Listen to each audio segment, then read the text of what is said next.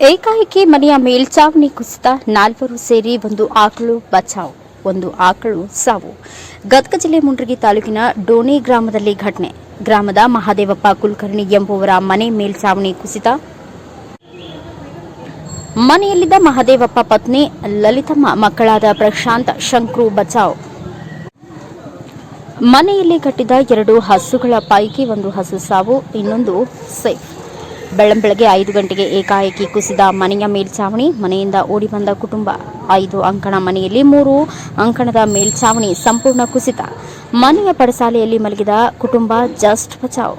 ದನದ ಕೊಟ್ಟಿಗೆ ಕುಸಿದ ಮನೆಯ ಮೇಲ್ಚಾವಣಿ. ಲಕ್ಷಾಂತರ ರೂಪಾಯಿ ಮೌಲ್ಯದ ಮನೆ ಹಾನಿ ಕಂಡು ಕಣ್ಣೀರು ಹಾಕುತ್ತಿರುವ ಕುಟುಂಬಸ್ಥರು. ಮುಂಡ್ರಗಿ ಪೊಲೀಸ್ ಠಾಣಾ ವ್ಯಾಪ್ತಿಯಲ್ಲಿ ನಡೆದ ಘಟನೆ. Arjun Hosmani, NKS TV4 news, Mundargi. ನಾವು ಡೋಣಿ ಗ್ರಾಮದ ಮಾದೇವಪ್ಪ ಕುಲಕರ್ಣಿ. ಏಕಾಏಕಿ 3 ಅಂಕಣ ಮನೆ ನಮ್ದು ದಿಢೀರ್ನ ಬಿದ್ದುಬಿಡ್ತು. ಬೆಳಗ್ಗೆ 5 ಗಂಟೆ ಸುಮಾರು 2 ಆಕಳ ಇದ್ವು. ಒಂದು ಆಕಳ ಸತ್ತು ಹೋಯ್ತು, ಒಂದು ಆಕಳ ಏನೋ ಜನರು ಕೂಡಿ ಕಡಿಮೆ ಮಾಡ್ಯಾರ. ಮತ್ತು ನಮ್ಮ ಮನುಷ್ಯರಿಗೆ ಏನೂ ಆಗಿಲ್ಲ.